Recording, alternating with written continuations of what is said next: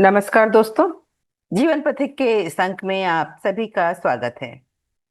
मित्रों, इधर कुछ दिनों से आप एक बड़े ही रोचक विषय इंटरव्यू यानी साक्षात्कार पर हमारे विद्वान डॉक्टर गौतम चटर्जी की बातचीत सुन रहे हैं। पिछला अंक जब आपने सुना होगा तो आपके मन में भी ये बात आई होगी कि लता जी ने क्या बात आगे कही, या हमारे विद्वान के शास्त्रीय संगीत के प्रश्न के बारे में उन्होंने क्या क्या बताया, किन किन रागों के विषय में बताया होगा, क्या क्या सीखा, क्या रोचक घटनाएं उस दौरान उनके साथ घटी।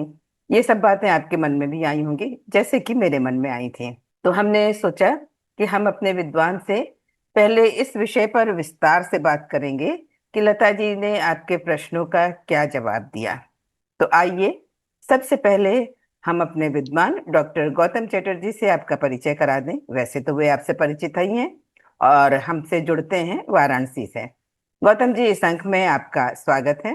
धन्यवाद मेनका जी, आपका भी अभिनंदन। धन्यवाद। गौतम जी, पिछले अंक में आपने बताया था कि आपने बात की शुरुआत की थी उनसे खेमचंद प्रकाश के बारे में। खेमचंद जी। प्रकाश जी से उनका रिश्ता कितना लंबा रहा, कितने समय का रहा, आदि आदि बातें। तो ये बात तो हम जानना चाहेंगे ही विस्तार से। साथ ही ये जानना हमारे लिए ज्यादा महत्वपूर्ण और ज्यादा इंटरेस्टिंग होगा कि जो आपने प्रश्न उनसे किया था तो शास्त्रीय संगीत के बारे में उन्होंने आपको क्या जवाब दिया, विस्तार से बताइएगा। पहले खेमचंद प्रकाश जी के बारे में जब आपने उनसे पूछा तो उन्होंने क्या जवाब दिया आपको? वो मतलब ऐसा कोई सवाल जवाब जैसा नहीं था कि जैसे लघु उत्तरीय प्रश्न जैसा। हम लोगों ने बाद में एक बातचीत शुरू की थी। एक हर व्यक्ति का, हर इंटरव्यू लेने वाले का एक स्टाइल होता है ना। तो लता जी की दुनिया में प्रवेश करने से पहले मैं एक बहुत ही जाना माना एक शब्द है उसके बारे में आपसे जानना चाहेंगे। एक शब्द है व्यवसाय, जिसको हम लोग बचपन से सुनते हैं। जी। तो व्यवसाय का मतलब सभी जैसा कि जानते हैं, मैं भी जानता हूँ, आप भी जानती हैं, वो होता है व्यापार। लेकिन क्या कभी आपने सुना है किसी जगह या पढ़ा है कि व्यवसाय का मतलब व्यापार नहीं होता, बल्कि जो हमारी बुद्धि कोई चीज निश्चित करती है उस निश्चित बुद्धि को कहते हैं? ये कभी आपने सुना है? नहीं, ये तो सुना भी नहीं है। और व्यवसाय के अर्थ के संदर्भ में ये सही भी नहीं लग रहा है मुझे तो। हाँ। तो मन जो है वो तो हमेशा संकल्प विकल्प में रहता है ना, कि ये करे कि ये करे। तो हम लोग के पास बुद्धि दी गई है जो निश्चय करती है कि नहीं, हम ये करेंगे। बचपन में भी हम लोग टाइम टेबल बनाते थे, कल से सुबह उठेंगे और पहले 7 से 8 मैथ पढ़ेंगे, फिर ब्रेकफास्ट होगा। या आज भी हम लोग कोई भी चीज जब निश्चय करते हैं तो ये काम बुद्धि करती है। बुद्धि का ये काम है, मन का काम है इधर उधर डोलना।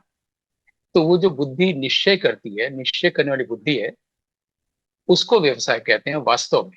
ये सुन के आपको आश्चर्य हो रहा है, किसी को भी आश्चर्य होगा। बिल्कुल। जब हमने 16-17 साल में या 18 साल में इसको जब मैंने जाना था तो पहली बार मुझे भी आश्चर्य हुआ था।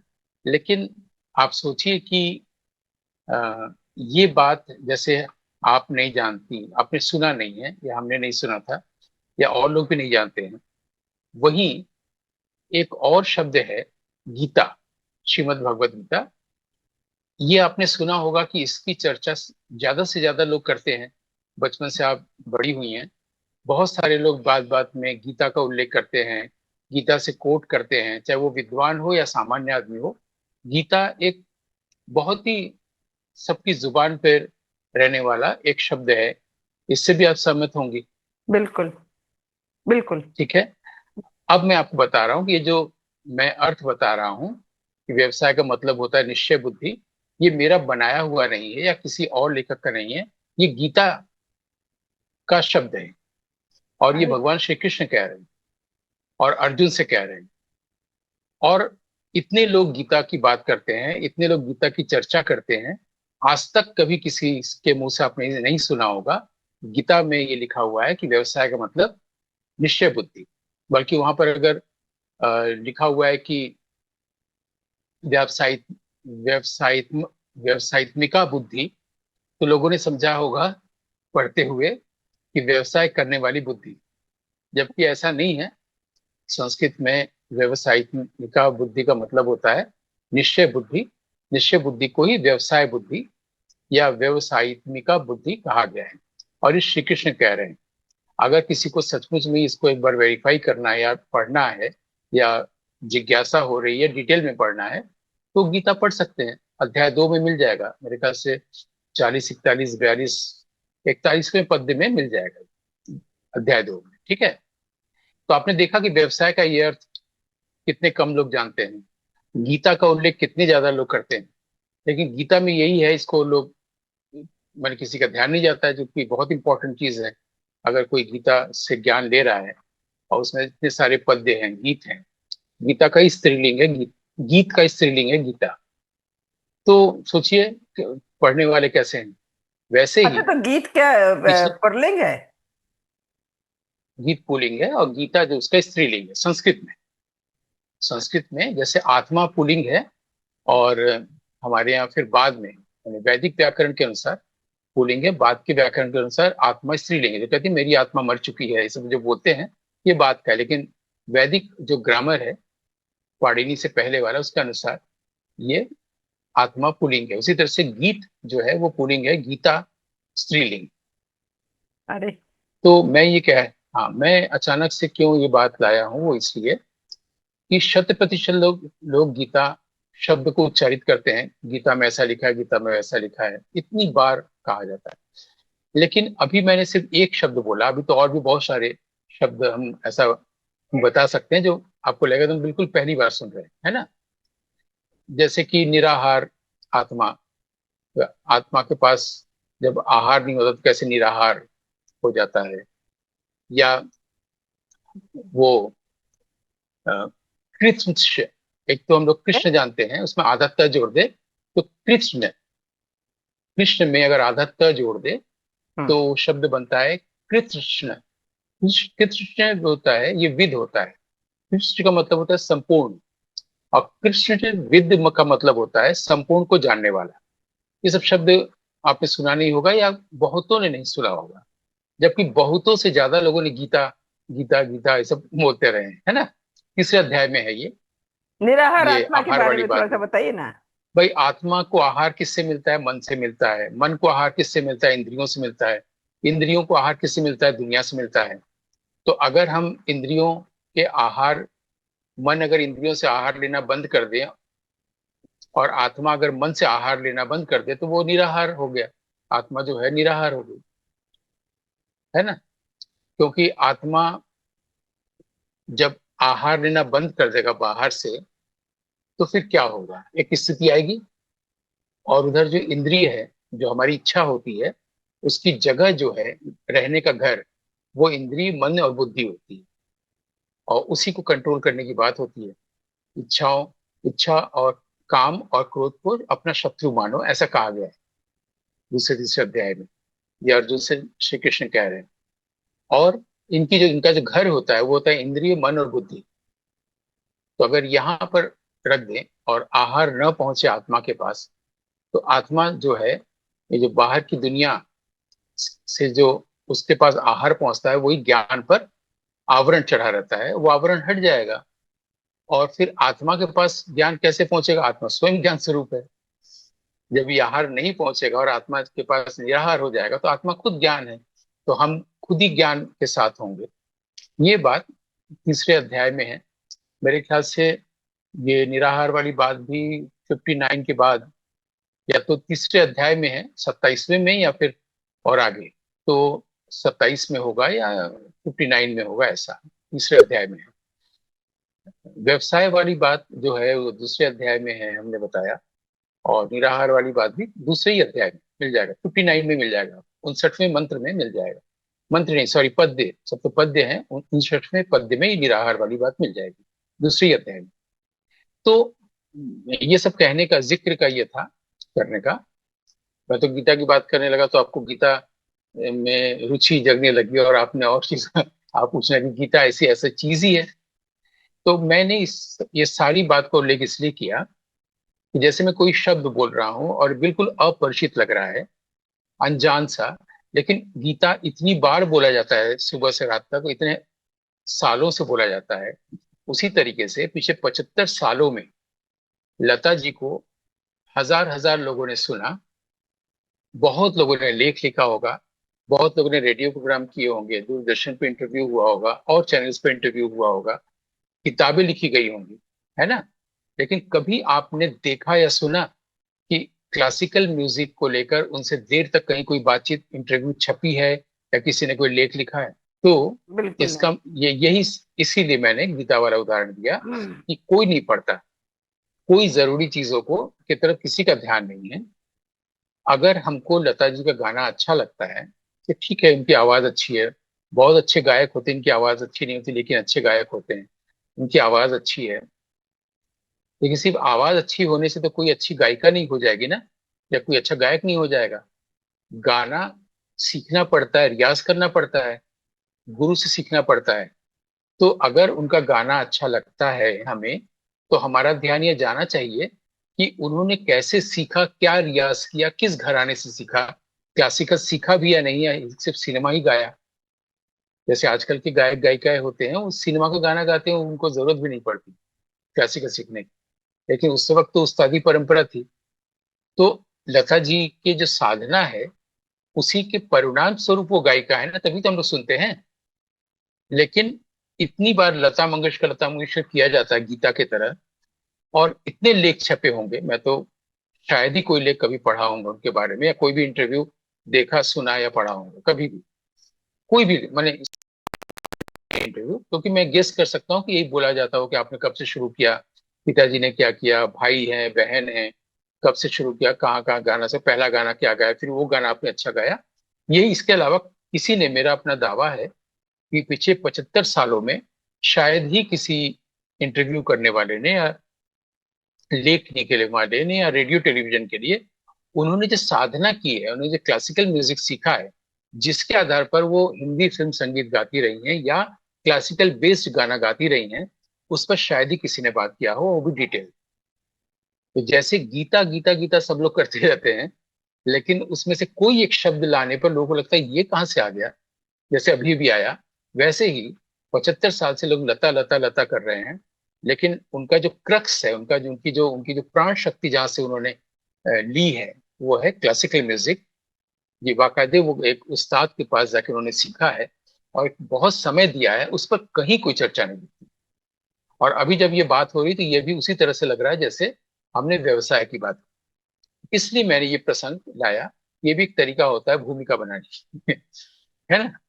तो मैं आपसे खुद ही कह रहा हूँ कि आप इतने दिनों तक रेडियो में आप रही हैं, और आपने किसी किताब का जिक्र सुना होगा किसी जगह पर, जब क्लासिकल म्यूजिक की बात आई, वो लोग जानते ही नहीं कि उन्होंने किससे सीखा है, किस घराने से सीखा है। ये तो हम कई बार लिखे हैं, तो अब लोग जान गए हैं कि भेंडी बाजार घराना भी कोई घराना है, वो बॉम्बे में था और उन्होंने वहां से सीखा। लेकिन जो ये कहेगा आपसे कि हाँ मैं जानता हूँ या जानती हूँ, तो उनसे जरा पूछिए कि उनके गुरु का क्या नाम था, और भेंडी बाजार घराने की गायकी की शैली क्या होती है जो उसको दूसरे घराने से अलग करती है। देखिएगा वो खामोश हो जाएगा। ये जो एक दो शब्द है कि हाँ उस घराने से आती है, तो ये भी हम लोग के बोलने पर ऐसा हुआ है। ये कितनी बड़ी ट्रेजेडी है कि लता जी के बारे में लोग इतनी बात करते हैं और लता जी के जो बेस है उसी पर कोई बात नहीं करता। अब मैं थोड़ी सी प्रस्तावना दे दूं हम लोग की मुलाकात की, कि मैंने पिछली बार कहा था ना कि जब अवध सम्मान मिला तो हम लोग पीछे क्लास अवध होटल था, हम लोग मिलने गए। ये होता है, अखबार के लोग जाते हैं। और जब उन्होंने ये कहा कि मैं किसी एक से ही बात करूंगी, तो हमारे सभी दोस्तों ने कह दिया फिर अब गौतम जी से बात करें। तो वो संगीत वंगीत लेके उनको खूब रुचि है, और फिर हम लोग को तो पता चल ही जाएगा, सभी हम लोग का ग्रुप है। तो उनके मुझसे तुरंत निकला, अरे गौतम आए हैं। इसका मतलब ये नहीं है कि मेरा उनसे कोई परिचय या उनसे मुलाकात, या मैं हम बहुत क्लोज हैं, कभी नहीं मिले थे। वो इसलिए उन्होंने ऐसा कहा, उनके मुंह से निकला, या तो कोई और गौतम होगा, लेकिन ऐसा नहीं था। हुआ ये था कि 87-88 के समय में एक म्यूजिक पर लिखने वाले लेखक हुए हैं जो अंग्रेजी में लिखते थे, उनका नाम है राजू भारतन। राजू भारतन ने एक किताब लिखी थी, जिस पूरी किताब का जिस्ट ये था कि लता जी की आवाज अब मोटी हो गई है, अब उनको गाना नहीं चाहिए। और ये लोगों तक ये बात भली अंग्रेजी में लिखी गई थी, लेकिन ये बात पहुंचने लगी। उन दिनों हम भी अखबार में थे, 87 में। तो उस समय मैंने धर्मयुग में एक लेख लिखा था जो कई पन्नों का छपा था। उसमें एक कोई सीरीज चली जिसमें निर्मल वर्मा, नवल कृष्ण नवय किशोर, और फिर मेरा ऐसा लेख छपा था। मैंने एक लेख लिखा था जो जिसमें ये जिसका सारांश ये था कि ऐसा नहीं है, अभी भी उनकी आवाज में मृदुता है, मधुरता है, ऐसा नहीं है। और उस वक्त जबकि सारे लोग ये मानने लगे थे कि हाँ ये बात सही है, उनकी आवाज मोटी हो गई है, और सब उनके फेवर में बोलने लगे थे, राजू भारतन के, वो अकेला धर्मयुग जो पूरे हमारे हिंदी भाषी जगहों पे मैक्सिमम घरों में जाता था, धर्मयुग वो बहुत बड़ी पत्रिका थी उस जमाने की, उसमें 3 पन्ने मेरा वो लेख छपना उनके फेवर में, ये उनको बहुत अच्छा लगा था। और फिर उस वक्त के जमाने में, तब तो पीबीएक्स और टेलीफोन से बात होती थी, बात हुई थी, और उनको वो नाम रह गया था, कोई एक व्यक्ति मेरे फेवर में बोल रहा है, जबकि उनको किसी के फेवर की जरूरत नहीं है। वो एक दौर आया था 80s में, तो ये किताब लिख गई थी राजू भारतन, क्योंकि मराठी भाषी है, वहाँ मैक्सिमम लोग उनको महत्व देते हैं, क्योंकि उनकी बातों को बहुत महत्व दे दिया गया। तो टेलीफोन पर जब मेरी पहली और अंतिम बात हुई थी, तो उस वक्त मैं बिल्कुल युवा था, की सारी चीजों के साथ बात हुई थी। तो उन्होंने ये कहा था कि आपको ये किया, इसके लिए आपका मैं बहुत आभारी हूँ, आपकी मैं बहुत आभारी हूँ, धन्यवाद आदि। और आप बनारस में आप मेरे प्रशंसक हैं, सारी चीजें, ये सब कुछ बोला था। तो मेरे मुंह से निकल गया था कि लेकिन मेरा जो पसंद करने का हिंदी फिल्मों में जो गायिकाओं का पसंदीदा डिसेंडिंग ऑर्डर है, वो आपसे नहीं शुरू हुआ था, ये मैं बोल गया था। मेरा जो डिसेंडिंग ऑर्डर, उसमें सबसे ऊपर गीता दत्त हैं, फिर आशा भोसले हैं, फिर सुमन कल्याणपुर है, फिर आप हैं। ये बात भी शायद उस समय उनको अच्छी नहीं लगी होगी, लेकिन मैं बोल गया था रॉ में, इसमें आज से भी ज्यादा बोलता था, बिल्कुल बातूं नहीं था, गैरोलियस। तो लेकिन मैं सच बोला था, क्योंकि ऐसे ये मेरी पसंद है, व्यक्तिगत पसंद होती है। भाई मोहम्मद रफी अच्छा गाते हैं, किशोर कुमार अच्छा गाते हैं, लेकिन किसी की पसंद रफी है, किसी का किशोर है, हम लोग साधारण श्रोता है। लेकिन वैसे मेरे मुंह से निकल गया था मेरा ये अपना डिसेंडिंग ऑर्डर। तो जब इसलिए उन्होंने बोला था, अच्छा गौतम है, तो जब क्लार्क्स अवध में हम लोग गए थे, वो जो टेलीफोन में बात हुई थी और जो धर्मयुग में मेरा लिखा हुआ तिलक था, वो उनके पक्ष में था, और वो कुछ ऐसा क्लिक कर गया था, या ईश्वर की कृपा, उनको नाम वो था, इसलिए बोला था कि गौतम आए हैं। और फिर हम लोग खुशी खुशी बातचीत शुरू की, और हम लोगों ने एक बातचीत शुरू करने के लिए भी तो कुछ चाहिए। अगर उस वक्त हम ये बोलेंगे कि आपका स्वास्थ्य कैसा है, या बॉम्बे का मौसम कैसा है, तो ये सब भी एक होता है। और एक होता है कि हम लोग अगर खेमचंद प्रकाश से बात शुरू करें, जो जहाँ से उनकी शुरुआत हुई, तो हम लोग सीधे विषय पर आ जाते हैं ना, इसलिए हमने बात शुरू की।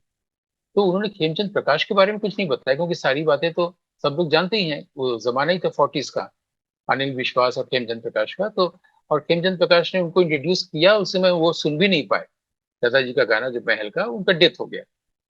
माने अभी लता जी आई ही हैं और गाई ही हैं, हाँ, तब तक उनका डेथ हो गया। वो भी उस गाने को नहीं सुन पाए थे, जिसका कि पहला लाइन जो है, खुद नौशाद ने फिर बाद में संभाला था, नौशाद साहब ने।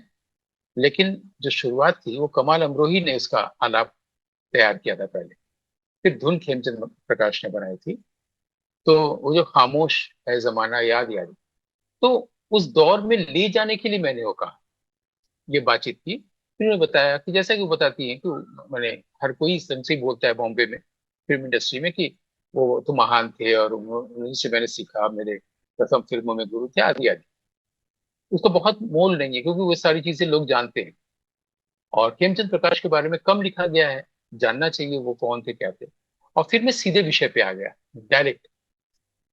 क्योंकि उन्होंने उस वक्त भी मुझसे ऐसे बोला था, हंसते हुए व्यंग में, कि आपको तो मेरी वो गायकी पसंद ही नहीं है, आप तो मुझे चौथे स्थान पर रखे थे। तो वो मैं थोड़ा शर्मिंदा भी हुआ था, लेकिन मैं तब भी यही कहना चाहता था कि हाँ मैं सच बोल रहा हूँ, कि ऐसा है, मेरी पसंद है। लेकिन मैं पूरे विषय को फोकस कर दिया क्लासिकल म्यूजिक पर। और उनसे हमने पूछा कि आपने अमानत अली खान साहब से बेसिक न्यूएंसेस आपने वहां से क्या सीखा था क्लासिकल म्यूजिक, ये मेरा सवाल था। और इस सवाल पर 2 घंटे तक बात हुई, बल्कि और भी होती रहती, अगर एक महिला वहीं पर आई जो आके बोली कि अब आप खाना खा रही, वो शायद जल्दी खाना खाती हैं। तो लेकिन वो उन्होंने बोला कि थोड़ी देर बाद, वो बातचीत इतनी जम गई थी। तो और ये सारा चीज भी अभी मेरे बताने में जो फोकस है, वो ये है कि हर एपिसोड में हम लोग इंटरव्यू लेने की आर्ट पर बात कर रहे हैं। मैंने वो सवाल क्यों पूछा, इसलिए पूछा कि मुझे ये ललक थी कि मैं उसे सीखूं कि उन्होंने कैसे सीखा, भेंडी बाजार घराना क्या है, अमानत अली खान साहब की स्टाइल क्या थी, जो उनको दूसरे लोगों से, जैसे बड़े गुलाम अली खां और आगरा घराना, या आपका पाकिस्तान का जो शाम चौरासी घराना, इन सबसे कैसे अलग है, ये मैं सीखना चाहता था। और अक्सर मैंने, या पूरा जीवन काल में मैं कहूँ पिछले 4 दशकों में, जब भी मैंने इंटरव्यू लिया तो मेरे प्रश्न इस आधार पर होते थे कि मैं सीखूं। एक तो होता है जानकारी लेना, कि लता जी आप अपने परिवार के बारे में बताइए, हमारे श्रोता जानेंगे। इस बहाने वो भी जान रहा होता है, ये उसकी सूचनाएं होती है। और एक होता है किसी आर्ट की गहराई में जाकर उसको सीखना, ये मेरी ललक होती है। तो आज के इस एपिसोड का जो जिस्ट है, जो मैसेज है, वो ये है कि इंटरव्यूअर में अगर ये बात भी है कि वो इसलिए इंटरव्यू कर रहा है कि वो सीखना भी चाहता है, सिर्फ स्मार्टली ये नहीं जानना चाहता है, कि हमारे श्रोता जानना चाहते हैं कि आपने कब से शुरुआत की, आपका जन्म कब हुआ, ये नहीं, उसके आर्ट को वो भी सीखना चाहता है वहीं बैठ के। तो ये भी एक गुण होना चाहिए इंटरव्यूअर में। ये आज के इस एपिसोड का मैसेज है। इसलिए मैंने ये सवाल भी उनसे पूछा था जो सच था। मैं ये जानना चाहता था क्योंकि मैंने ऊपर ऊपर से सुना था कि पहली बात तो मैंने यही सुना था कि ये भिंडी बाजार नाम कैसे पड़ा, जो वहाँ सारे लोग भिंडी बाजार बोलते हैं। उसका भिंडी जो सब्जी होती है उसका कोई लेना देना नहीं है। अंग्रेजों का जमाना था, वहाँ एक चर्च था, और काफी लोग, जब विदेशी लोग उधर से जाते थे, कई बार रास्ता भूल जाते थे, किसी से पूछ लेते थे कि ये कहाँ है। तो वो अंग्रेज लोग भी, उनको पता था दिस इज बिहाइंड दी बाजार। तो वो बिहाइंड दी बाजार ही मराठी टोन में आते आते भेंडी बाजार हो गया, और वो हमेशा के लिए भेंडी बाजार हो गया। लेकिन उसका अ, वो असल पता ही है कि कोई चर्च बिहाइंड दी बाजार था, इसको बताने में वो भेंडी बाजार हो। तो उस जमाने में हमारे उस्तादी परंपरा थी। ओंकारनाथ ठाकुर से भी पहले जो हमारे यहाँ भातखंडे जी और पलुस्कर जी वगैरह, और फिर वहां पर संगीत का विद्यालय बॉम्बे में चलता था। तो मैं यही जानना चाहता था कि जब संगीत का वहाँ विद्यालय चलता था, क्लासिकल म्यूजिक का, जहाँ से ओंकारनाथ जी सीख के बनारस हिंदू यूनिवर्सिटी आए थे, तो वो वहां पर क्यों नहीं गए, जबकि उनके पिताजी ये सब जानते थे।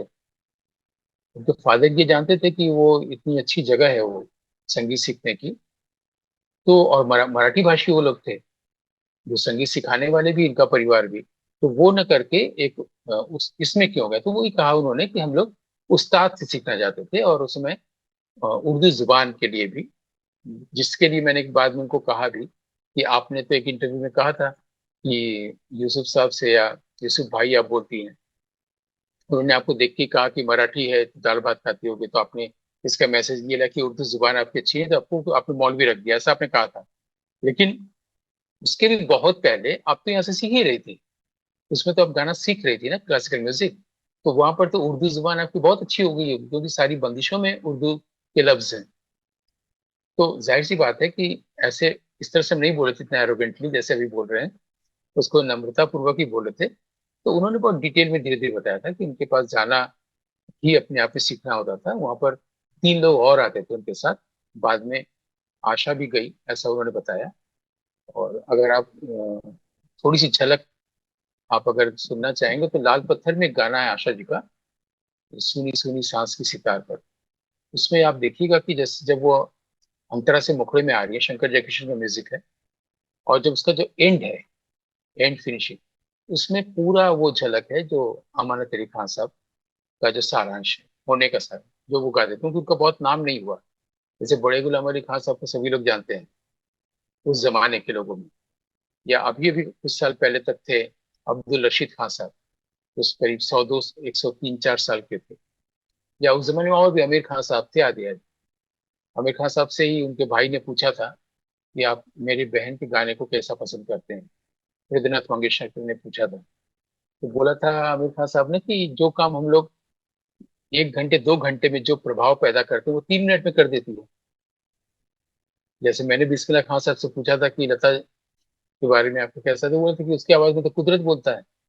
ये 2 बातें मैंने सीखी थी एक आमिर खान साहब से भी, कि जो चीज हम पैदा करते हैं 2 घंटे में ऑडियंस के सामने, वो 3 मिनट में कर देती है, बहुत बड़ी बात। तो मैंने उनसे, ये सब तो अब कर देती हैं, लेकिन जब वो नहीं करती थी और सीख रही थी, तो उन्होंने क्या क्या सीखा। तो उसमें उन्होंने जो जो बातें कही थी उसका मैं संक्षेप में खाली उल्लेख कर रहा हूँ, क्योंकि 2 घंटे की बातचीत हुई थी। उसके बाद भी आधे घंटे बात हुई, जब वो खाने पर आ गया तो फ्लो कट गया, लेकिन कुछ दूसरी बातें हुई। तो उन्होंने बस, जबकि मैं बॉम्बे भी गया था जब 2021 में, तो मेरा मन था कि एक बार मैं जाके उनसे मिलूं, उनको खुशी होगी। लेकिन उनने मुझे ये बताया गया कि शायद आजकल वो लोगों से मिलना पसंद नहीं करती हैं, और अकेले रहती हैं, उनके पास एक डॉगी है, तो मैक्सी पहनी रहती है घर में, फिर कपड़े चेंज करना होगा, कोई मिलने आया है इसलिए, तो हमने भी अवॉइड किया। तो उस वक्त जो उन्होंने बताया था, उसका कुल मिला के सारांश ये था कि सबसे पहले, जबकि मैंने पिताजी से सीखा था, लेकिन उन्होंने ही सबसे पहले सिखाया था, अमानत अली खान साहब ने, कि गाते समय सांस की जगह पर कहाँ रखना चाहिए। अब जैसे मुझे कोई जब बोलता, हम लोग तो साधारण श्रोता है, जैसे चाय की दुकान में बहुत लोग बात करते हैं, किसी को मुकेश पसंद है, किसी को तलत महमूद पसंद है, उस तरह से मैं भी बोल रहा हूँ कि मोहम्मद रफी साहब का गाना मुझे बहुत पसंद है। अगर कोई मुझसे पूछेगा कि आप उनकी कोई दो ऐसी चीज बताइए जो उनका, उनकी खासियत है और उनमें कोई ऐसा चीज जो वो इम्प्रूव कर सकते थे, तो मैं यही कहता हूँ कि रफी साहब का कोई गाना सुन के ऐसा लगता है जैसे वो गाना किसी गीतकार ने नहीं लिखा है, किसी म्यूजिक डायरेक्टर ने धुन नहीं बनाई है, वो रफी साहब का अपना गाना है, जो उसको वो हजारों साल से गा रहे हैं। उनका गाना सुनकर मुझे ऐसा लगता है, मुझे इसलिए पसंद है।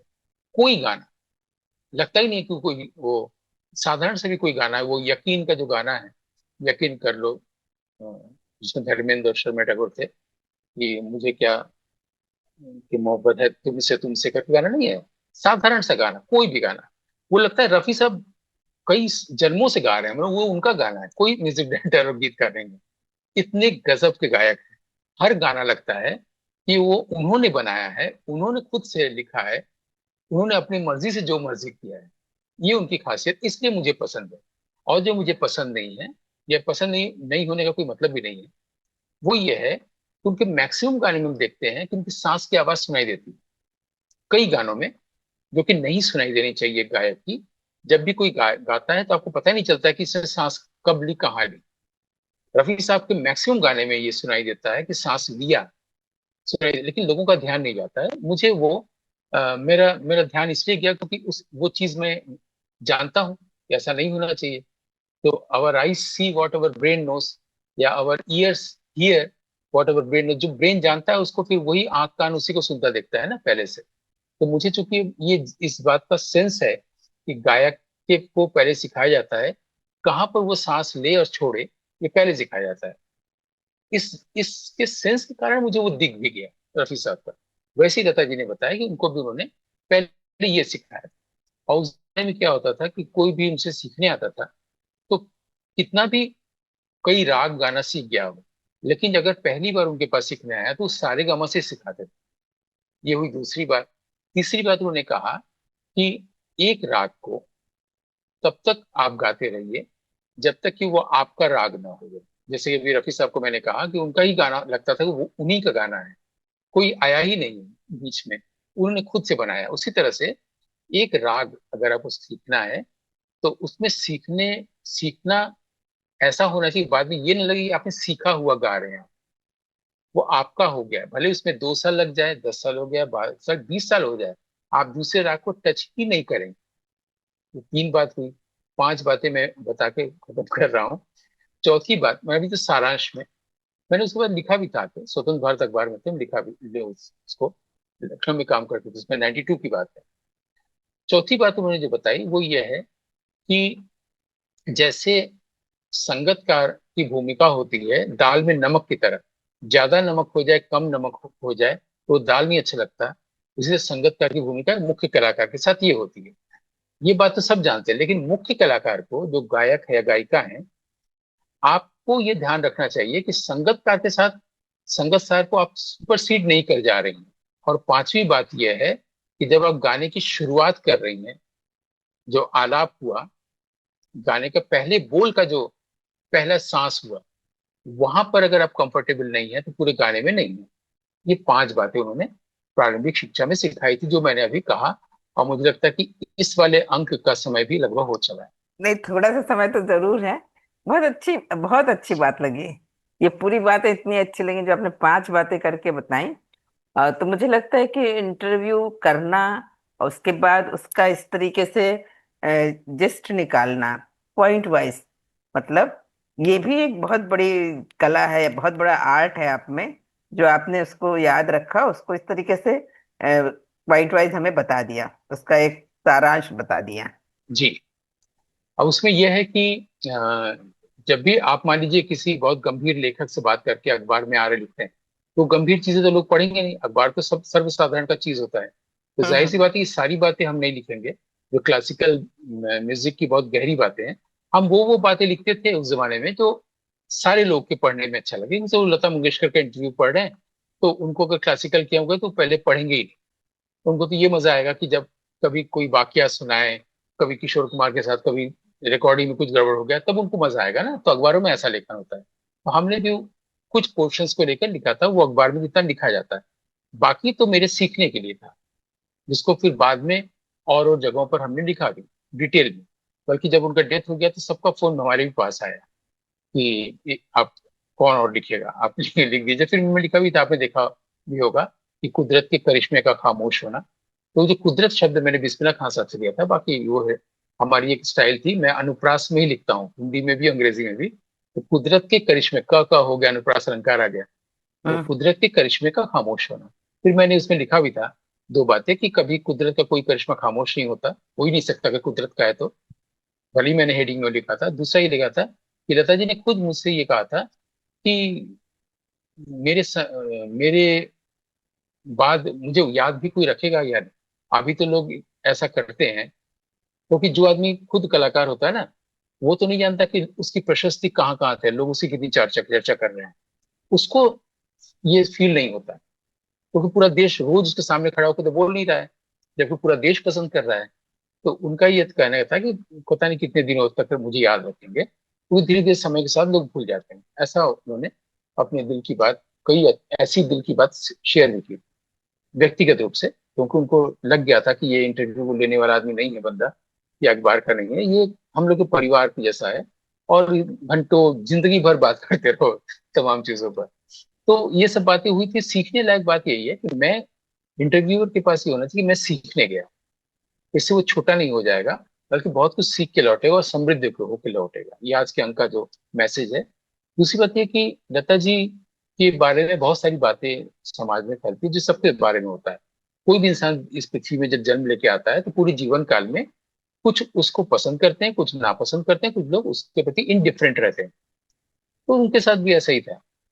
लेकिन एग्जैक्ट चीज बताने के लिए भी कोई चाहिए होता है, भले उनके पिता हो या भाई हो या बहन हो। वो एग्जैक्ट चीज बताने के लिए दोस्त कम लोग थे। और जो एग्जैक्ट चीजें बताने वाले चीजें थे कि देखो यहाँ पर गलती हुई, यहाँ ऐसा होना चाहिए, उसमें उन्होंने एक दो लोगों का नाम लिया था। एक तो प्रेमचंद प्रकाश का, दूसरा जयकिशन का। इन दो लोगों की वो उन्होंने प्रशंसा की थी कि इन लोग भी बीच बीच में बताते थे कि ऐसा कर लेने से ऐसा होगा। तो शुरू में तो प्रेमचंद प्रकाश ने ही सारी बात बताई थी, वो तो अभी गाने आई ही थी। लेकिन जीवन काल में ज्यादा से ज्यादा समय जयकिशन ने उनकी काफी वो की थी, जिसकी वजह से शंकर जयकिशन में मतभेद भी हो गया था। जिसकी वजह से शंकर जो है कई लोगों को इंट्रोड्यूस भी करने लगे थे। वो, मैं भूल रहा हूँ नाम, वो जो साउथ इंडियन थी, तितली उड़ी जो गाना गाई थी, पांच छह गाने खूब हिट हुए थे। मेरे साथ वो जुड़ी भी थी। उन्होंने मुझसे कहा था कि आप, मेरे पास सारे नोटेशन की कॉपीज हैं, ये मैं किसको देके जाऊँ। अभी डेथ भी हो गया हाल ही में। मैं नाम, शारदा, चार। शारदा जी तो थी। हाँ, तो शंकर ने इंट्रोड्यूस किया था, इस वजह से उन दोनों में बिल्कुल अलगाव भी हो गया था। नाम शंकर जयकिशन जाता था, लेकिन फिल्म में कोई जयकिशन को देता था, कोई शंकर को देते थे। तो वो सब लता जी ने काफी कुछ डिटेल में बताया, जो सार्वजनिक रूप से बताने लायक चीजें नहीं थी। लेकिन जयकिशन जी उनके म्यूजिक वाली चीज को लगातार इंप्रूव भी करते रहते थे, इतने समझदार थे जयकिशन। ये मुझे अ, अभी भी मैं कोई गाना सुनता हूँ तो मुझे लगता है कि इसमें ज्यादा योगदान जयकिशन का है शंकर की तुलना में। जी। समय तो बहुत थोड़ा सा, पर एकदम जरा सी एक छोटी सी बात आपसे और पूछनी है लता जी के बारे में, कि मदन मोहन हम्म। के लिए भी लता जी ने गाया और अच्छे गाने गाए। और एक गाना ये भी है कि मायरी मैं कासे कहूँ, ये भी गाना उन्होंने हाँ। गाया। तो हाँ, क्या मदन मोहन के बारे में उन्होंने नहीं बताया कुछ भी? बात हुई, बिल्कुल बिल्कुल बिल्कुल बात हुई थी। और मैंने ये भी कहा कि मुझे आपके गाए हुए से उनका गाया हुआ ज्यादा अच्छा लगा, क्योंकि उनके सामने मैं ऐसा कह सकता था। और उनको ये अच्छा भी लगा कि मैंने कहा कि जो उन्होंने गाया वो मुझे ज्यादा अच्छा लगता है, क्योंकि वो बहुत अनगढ़ ढंग से गाया है। उनको लोगों को सुनाने जैसा नहीं है। शुभ लक्ष्मी जी, जब वो यही तो मेरे साथ मुझे ईश्वर की तरफ से गिफ्ट मिला, और उनकी तरफ से भी, जिससे जिससे मैंने इंटरव्यू किया है, वो बाद में फिर मुझे ही सुनने लगते थे और कहते थे कि हम ये सब बताइए, अगर आपसे नहीं मिले तो ये मुझे नहीं पता चलता, और इसको बताइए, ये बताइए, वो बताइए। मैंने कहा था जैसे शुभ लक्ष्मी जी का गाना सुन के लगता है कि वो सिर्फ ईश्वर को सुना रही हैं, उनका परवाह नहीं है कि उनको श्रोता को सुनाना है। आपके गाने से लगता है कि आपके पास ये पूरी परवाह है कि आपको श्रोता को सुनाना है। मदन मोहन जी जब आपको वो गाना गा रहे हैं तो साफ लग रहा है कि उनको ये प्रेजेंट नहीं करना दुनिया के सामने, वो अनगढ़ ढंग से गा रहे हैं। इससे 100% प्योरिटी है। और जैसे ही आप में क्रिस्टलाइज हो जा रहा है, वो लग रहा है कि उसमें आपको ये बाकायदे पॉलिश करके आपको गाना है। लेकिन उनका वो इसलिए धन्यवाद देते, क्योंकि मदन भाई भैया बोल रहे थे, वो बोल रहे थे कि क्योंकि क्लासिकल बेस्ड बहुत कम लोग हमसे हिंदी फिल्मों में गवाए हैं, जिसमें से ये मदन मोहन जी ने सबसे ज्यादा ये किया, तो पूरी दुनिया भी जानती है। फिर उन्होंने रोशन का भी नाम लिया और लोगों का भी नाम लिया, शंकर जयकिशन का तो था ही, एस डी बर्मन का भी था। लेकिन मदन मोहन के बारे में दो तीन और चीजें बताई, लखनऊ से जुड़ के बातें, कब वो लखनऊ आई थी, क्या क्या हुआ था। और कई जगहों पर ऐसा भी था जब सुर उन्होंने बनाया और इन्होंने कुछ उसमें करने गया तो राग कैसे बदल गया, एक राग के ठीक बगल वाला दूसरा राग हो गया। फिर मदन मोहन ने कहा कि नहीं, राग ही बदल जा रहा है, तो ऐसे कैसे हो सकता है। वो केदार को लेकर था, राग केदार की बात वो बता रही थी। एक गाना कोई था जिसमें ये था, और उन्होंने जब कोई सुर कुछ और लगा दिया तो राग बदल गया। तो ये सब भी डिटेल में बात हुई थी मदन मोहन के सामने में, जो मैं भी उनका बहुत प्रशंसक हूँ। कभी बिल्कुल मिलना नहीं हुआ। बिल्कुल बिल्कुल। तो मदन मोहन जी के बारे में भी हम जानना चाहते थे और वो हमने जाना भी। और सचमुच आपसे भी बात करके हम हर एपिसोड में समृद्ध होते हैं, चाहे साहित्य की बात हो या किसी भी विषय पर बात हो, तो हम समृद्ध होते हैं। और मुझे उम्मीद है कि जो हमारे दर्शक इंटरव्यू कभी करना चाहेंगे तो वो आपकी बातों को जरूर ध्यान में रखेंगे। गौतम जी, आज के अंक के लिए आपका हमारी ओर से और हमारे श्रोताओं की ओर से बहुत बहुत धन्यवाद। आनंद आनंद।